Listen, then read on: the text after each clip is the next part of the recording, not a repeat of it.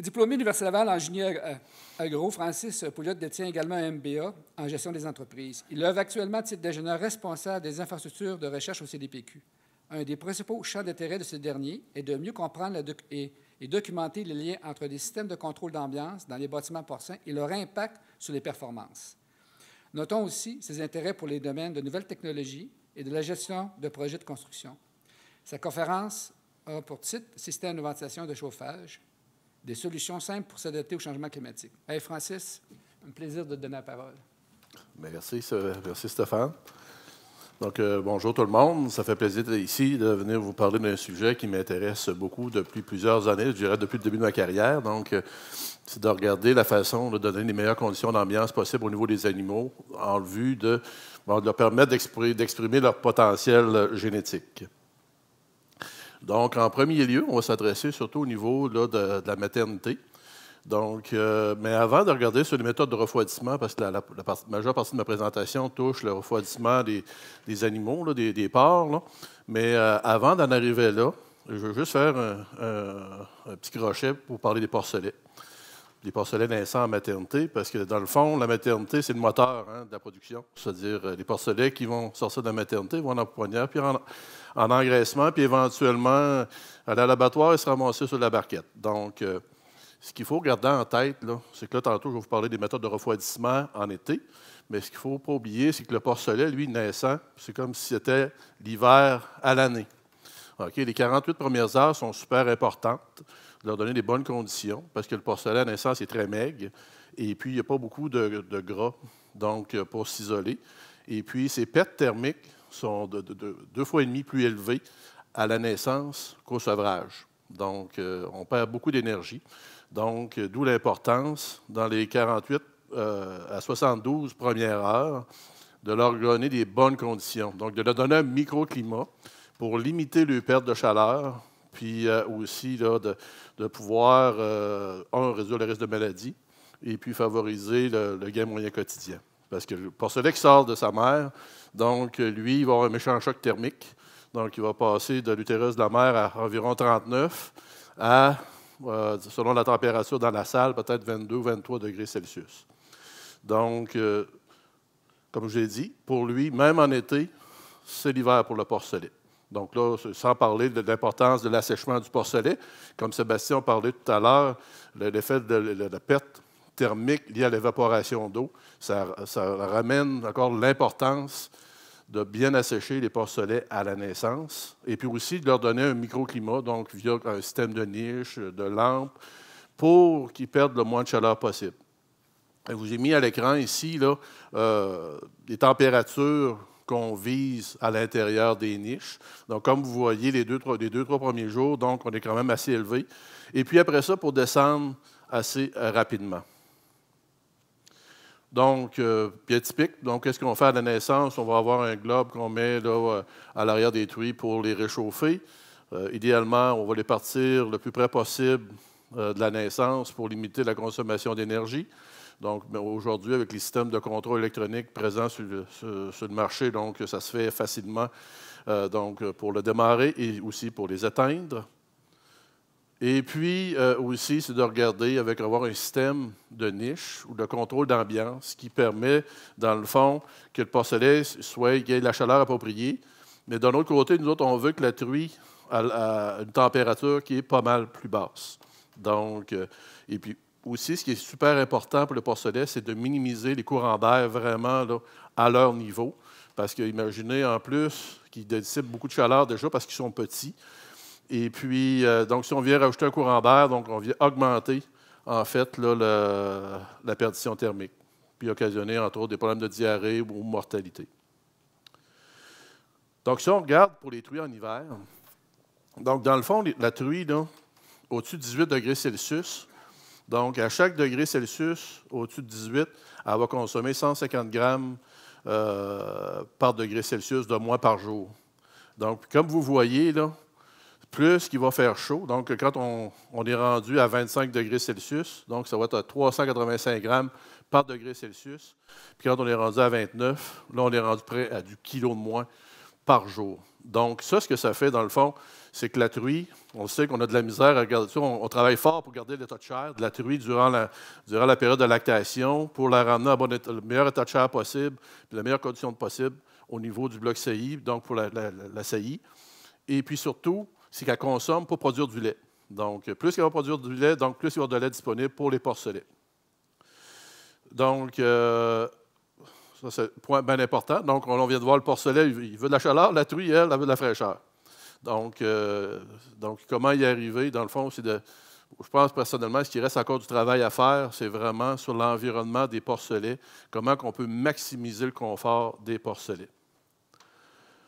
Donc, si on regarde en engraissement, donc, au CDPQ en 2010, en collaboration avec l'IRDA, on avait fait un projet, on avait évalué différentes stratégies de température.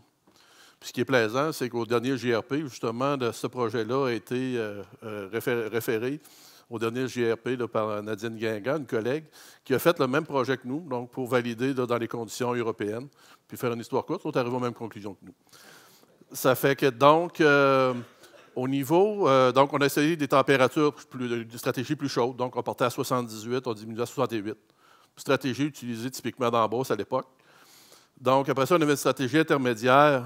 Donc, quand on démarrait le porcelet à 71 pour terminer à 63. Et puis, une stratégie qui était utilisée dans l'Ouest canadien et puis aussi en Montérégie. Donc, on partait autour de 70 pour descendre à 58. Donc, on s'entend quand on finit à 58, c'est environ 14 degrés Celsius. Donc, c'est ça. Il ne faut pas être frileux pour descendre à ces températures-là. Donc, le constat, c'est que peu importe la stratégie de température, donc on arrivait avec on n'avait pas de différence statistique au niveau des performances animales. On parle de GMQ, de conversion. Mais par contre, ce qu'on a vu, si on compare la stratégie chaude avec la stratégie intermédiaire ou froide, c'est qu'il y avait une diminution des émissions d'ammoniac de l'ordre de 24 %. C'est-à-dire que vu que la température est plus fraîche, donc le taux d'émission a été réduit. Après ça, au niveau des émissions de CH4, qui est un gaz à effet de serre, donc de 42 %. Et puis, au final, la stratégie froide nous a permis de réduire la consommation d'énergie de propane de 60 %. Aussi, ce qu'il faut garder en tête, c'est que des fois, on dit on va tenir ça chaud pour que les cochons soient bien, mais c'est possible qu'un porc qui est sur le bord de sortir à l'abattoir à 130 kg, il souffre d'un stress thermique parce qu'il fait trop chaud. Si, par exemple, en hiver, finir, mettons, un porc à 130 kg à 70 degrés Fahrenheit, donc en lien avec ce que Sébastien a présenté ce matin, là, avec le McFarlane et Baker, eux autres ont déterminé que si on considère le ressenti et tout, le porc, il doit être en température critique supérieure. Donc, et puis ça, ce que ça l'amène de l'agressivité au niveau des porcs, et puis à une réduction de l'ingestion d'aliments, donc ce qui fait en sorte qu'on réduit notre gain moyen quotidien. Un autre point, aussi, là, si on regarde de ce temps-ci, on va passer des températures de plus 10 degrés jusqu'à moins 20 degrés en l'espace de 24 heures. Donc, là aussi, là, c'est important, là, on va le vivre de plus en plus, j'ai l'impression. Donc, c'est important d'avoir des bons systèmes de ventilation qui vont nous permettre de réagir rapidement. Donc, avoir des actuateurs, des contrôleurs électroniques et aussi l'emplacement des entrées d'air qui vont réagir rapidement en fonction des variations de température. Ce qu'il faut avoir en tête, c'est qu'en hiver, quand on est en débit minimum, mettons, si on part de 40 pieds minutes environ, si on a un dos de main humide, on va sentir un petit courant d'air. Donc, à chaque 20 pieds minutes, donc c'est vraiment pas rapide. Si on augmente la vitesse d'air au niveau du cochon, lui, il va ressentir 1,8 degrés Fahrenheit de moins. Donc, au niveau du ressenti. Parce que souvent, on parle de changement d'air, de CFM par cochon, mais comme Sébastien l'a présenté ce matin, là, tout à l'heure, donc c'est vraiment le ressenti. S'il y a un message à retenir, là, souvent on parle dans l'industrie changement d'air, taux de changement d'air à l'heure, CFM par cochon, mais aujourd'hui, il faut vraiment faire plus. Dans le fond, la théorie que Sébastien a présentée ce matin, c'est vraiment dans la ligne, en tout cas de mon côté, là, que je travaille là, dans le champ, c'est-à-dire le ressenti, c'est-à-dire l'évaporation, convection forcée. Je vais vous en parler un petit peu plus tard. Donc, si on regarde par rapport aux méthodes de refroidissement, donc c'est une suite, dans le fond, comment on opérationnalise ce que Sébastien a présenté ce matin au niveau théorique. Donc, dans le fond, il faut considérer 3 niveaux de refroidissement au niveau des cochons, au niveau des bâtiments, je dirais. Donc, en premier lieu, entre 18 puis 23 degrés Celsius à l'intérieur, donc on va ventiler. C'est-à-dire qu'il y a de l'air qui sort par les ventilateurs, de l'air qui rentre par les entrées d'air, donc on maîtrise la température dans la salle. Mais à un moment donné, à partir de 23 jusqu'à environ 28 à 30, donc là, on voudrait un courant d'air sur les animaux, donc ce qu'on appelle la convection forcée, donc dans le concept que Sébastien présentait tout à l'heure. Mais c'est efficace jusqu'à environ 32 degrés Celsius à l'intérieur. Pourquoi? Parce que le cochon, lui, la température au niveau de la peau est environ à 32. Ça fait que là, ce qu'il faut faire attention, c'est même si on a environ 1 million de pieds minutes sur le cochon, alors qu'il fait 32 en dedans, il n'y aura pas de transfert de chaleur. Parce qu'il y a un transfert de chaleur quand il y a un gradient de température. Puis même pire, s'il fait, j'hypothétise, 40 à l'intérieur, puis on envoie un courant d'air sur l'animal, c'est l'inverse, on va le réchauffer. Donc, c'est de là que vient l'intérêt de mouiller les pores ou de refroidir l'air quand la température va dépasser 28 degrés Celsius ou plus. Et puis l'autre chose aussi, c'est le choix des températures de consigne. Je sais qu'il y a dans le champ, il arrive que des gens vont dire, bon, mais là, l'été, il y a des grosses variations de température, on monte la température pour réduire les écarts. Ça, il ne faut pas faire ça. Pourquoi? Parce que, comme Sébastien l'a présenté tout à l'heure, le cochon a une capacité d'adaptation. Avec les systèmes de ventilation aujourd'hui, écoutez, ils réagissent au 0,1 degré Fahrenheit près, puis la variation de température, elle se fait sur quand même une assez longue période. On parle d'heures ici. Là. Et puis là, dans le fond, même si la température descend à 10 degrés Celsius la nuit, en fait, la ventilation, bien souvent, elle ne réussit pas à descendre même à la consigne qu'on va atteindre. C'est souvent au-dessus de la consigne. Donc, puis aussi, dans le fond, c'est de profiter des nuits fraîches, justement pour que les animaux relaxent. Et puis, à la limite, même, c'est de programmer les systèmes d'alimentation pour alimenter la nuit. Parce que, dans le fond, ça, j'en parle pas dans ma présentation, là, mais c'est un point super important. C'est comment on peut s'organiser en engraissement pour alimenter la nuit. Donc, les animaux sont frais, ils vont avoir plus intérêt à manger. Et puis aussi, quand ils vont ingérer, c'est comme nous, quand on mange un steak, après ça, on file moins bien un peu, on a chaud. Donc, ça fait que c'est ça, dans le fond, c'est quand la chaleur va arriver durant le jour, donc la partie digestion va être faite, et puis là, ils vont pouvoir se reposer. Donc, dans le jour, là, on ne rentre pas dans les bâtisses le moins possible, et puis on s'organise pour y aller soit le tôt le matin ou y aller en soirée. Puis, durant la chaleur, on les laisse tranquilles. Et puis, le projet qui nous a... maintenant, on a travaillé sur un projet avec l'IRDA aussi sur les débits de ventilation. Donc, ce qui m'a amené à m'interroger, à savoir les débits de ventilation qu'on utilise au Québec versus en France. Donc, si on prend temps en mise bas, gestation, pouponnière, engraissement, on prend nos débits généralement utilisés au Québec, on les divise par 2,5. Ça donne les taux de ventilation recommandés en France. Ça l'a amené à se questionner, à savoir, écoutez, c'est que nous autres au Québec, les taux de ventilation qu'on utilise, c'est pour avoir un gradient de température environ 2 degrés Celsius entre l'intérieur et l'extérieur. Par exemple, s'il fait 20, on va dimensionner le système de ventilation pour qu'il fasse environ pas plus que 22 dans la pièce. Mais là, à un moment donné, si on regarde ça, même si on diminue de 2,5 fois le débit ou de 2 fois le débit, dans le fond, en France, si on utilise les taux de ventilation français, on va juste avoir 2 degrés de plus dans le bâtiment. Dans le fond, on va investir beaucoup d'argent en ventilateurs pour avoir un taux de changement d'air pour 2 degrés Celsius. Donc la question, mon nom s'est amené, dit, regarde, c'est quoi la meilleure façon de refroidir les animaux quand il fait chaud? Donc là, il faut ressortir du schéma de pensée et dire, regarde, là, ça prend tant de changement d'air à l'heure, parce que souvent dans l'industrie, on parle de changement d'air à l'heure, mais aujourd'hui, c'est plus ça qu'il faut penser. Oui, le changement d'air à l'heure est important, mais là, il faut penser ressenti. En premier lieu, pour ceux que l'air rentre par l'entretoit, donc avec les entrées d'air plafonniers, donc le soleil tape sa tôle, chauffe l'air qui rentre sans isolant du toit. Donc, on peut se taper jusqu'à 5 degrés Celsius et peut-être plus. Donc, avec la tôle galvanisée, un entretoit pas trop grand.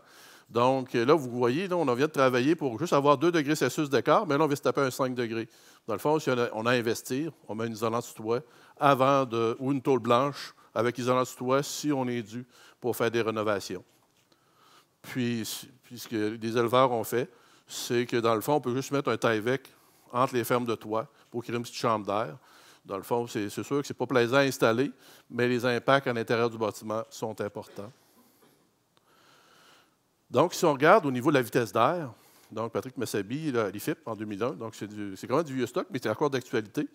Donc, si on a une température entre 24 et 28 degrés Celsius à l'intérieur, si on met 200 pieds minutes au niveau du cochon, donc pour votre information, devant la station tunnel, on parle environ de 4 à 500 pieds minutes. Donc, c'est pratiquement 2 fois moins que devant la station tunnel. Le cochon va ressentir de 5 à 6 degrés Celsius de moins. Donc, voyez-vous, là, tantôt, on parlait, là, on va doubler de la ventilation. Mais là, si on fait juste travailler sur la vitesse d'air, travailler intelligemment pour créer une vitesse d'air sur le cochon, c'est pas mal plus là qu'on va avoir de l'impact au niveau du refroidissement. Mais il y a une limite à la vitesse d'air, comme je l'ai dit tantôt, à cause de la température au niveau de la peau du cochon. À 30, plus que 32, autour de 32 et plus. Là. Donc, à ce moment-là, c'est là qu'on a besoin d'apporter de l'eau. Donc, comme vous voyez, donc, si on regarde à gauche de l'image, donc on voit ici un exemple de recirculateur installé là, en bloc saillie.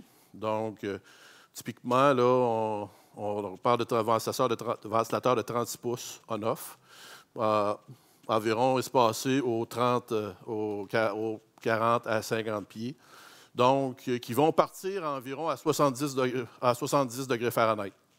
Donc, nous, à la station Arma, c'est ce qu'on préconise. Donc, à 70 degrés Fahrenheit, on parle des recirculateurs. Donc, typiquement, c'est une rangée de recirculateurs par 2 rangées de cages. On regarde l'image du centre. Donc, on voit un recirculateur au niveau de l'allée. Donc, ça, c'est à la tête des truies, en mise bas. Ça, on va partir. Donc, on va partir au niveau des mises bas, on ne l'utilise pas. Mais dès que les mises bas sont terminées, typiquement, au-dessus de 78, on va commencer à augmenter la vitesse des recirculateurs jusqu'à à peu près à 80. Et puis, quand on est au sevrage, là, on est plus agressif. On est à 72, là, les recirculateurs sont au fond. Donc, et puis après ça, on regarde la dernière photo à l'autre bout. Là, on voit ensuite là, des recirculateurs installés là, dans les gestations en groupe. Donc, il y a aussi, là, on parlait de recirculateurs, mais tantôt, je parlais de débit, là. Mais ce qui est important, on peut aussi éviter d'utiliser des recirculateurs qui est de la mécanique, mais c'est de bien utiliser les entrées d'air, dans le fond, avec un bon débit, à 650 à 700 pieds minute, au niveau de l'entrée d'air, avec un plafond de 8 pieds, 8 pieds et demi. On peut créer une vitesse d'air dans le parc de 130 à 150 pieds minute.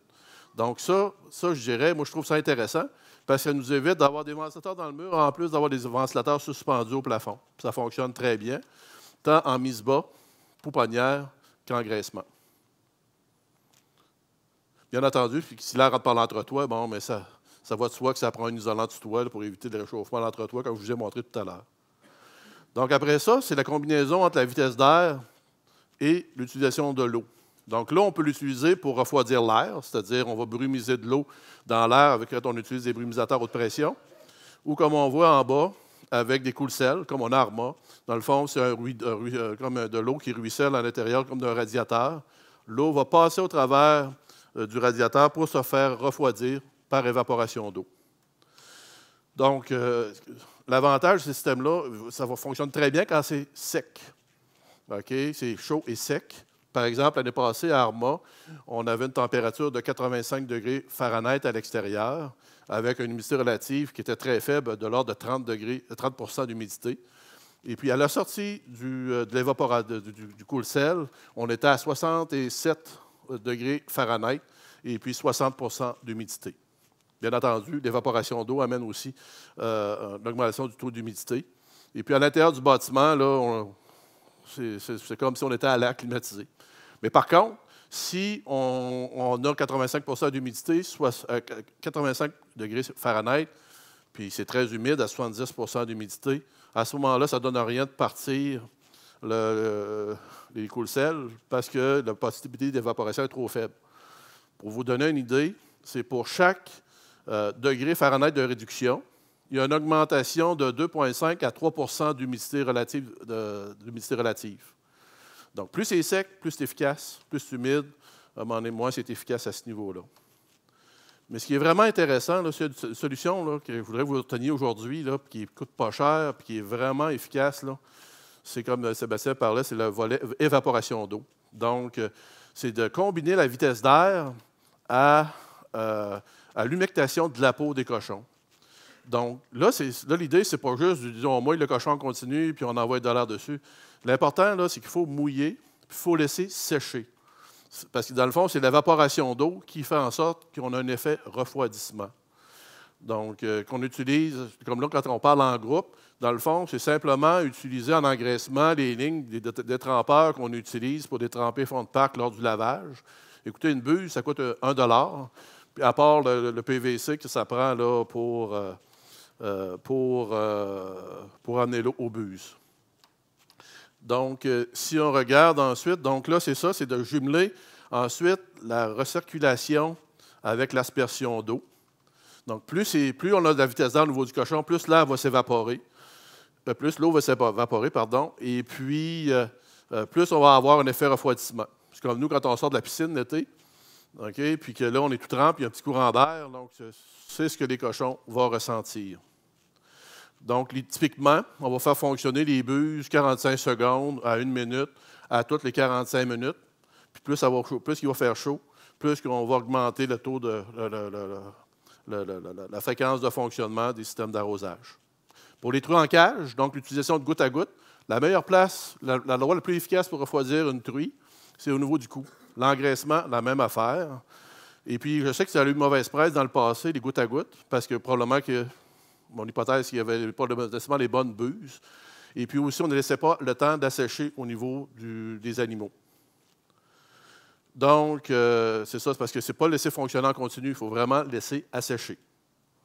Donc, si on regarde l'impact de la vitesse d'air et du goutte à goutte, donc, ici, encore une fois, là, on ne réinvente pas la roue. C'est McLeod en 88 qui avait mesuré qu'à 30 degrés Celsius, avec une vitesse de 180 pieds minute, si on utilise le goutte à goutte, donc on améliore la prise alimentaire des truies en lactation de l'ordre de 90 % par rapport à une truie là, qui était comme témoin, donc qui n'était pas sous goutte à goutte et courant d'air.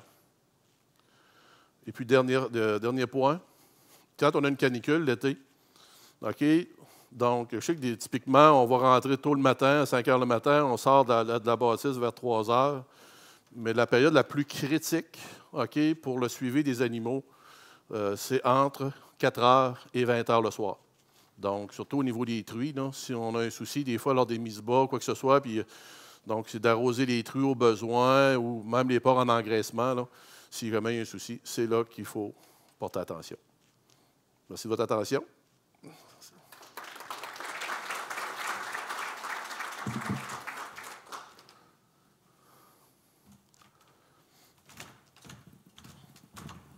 On va prendre le temps pour une seule question parce qu'on est un peu serré dans le temps. Fait que votre nom et puis... c'est une rapide anyway. Le goutte à goutte en engraissement, ça marche, mettons, 1 minute à l'heure, comme tu disais. C'est quoi l'humidité relative extérieure maximale ou dans la bâtisse qu'il ne faut pas dépasser pour utiliser le gicleur? Ouais. Ben, jusqu'à date, là... Même si ça serait à 100 % Non, à 100 % peut-être pas, là, mais parce que 100 % c'est parce qu'il pleut, là. Il est évaporé. Mais à 70 % je l'utilise. OK. Merci. Ouais. Merci beaucoup, Francis. C'est excellent. Merci beaucoup.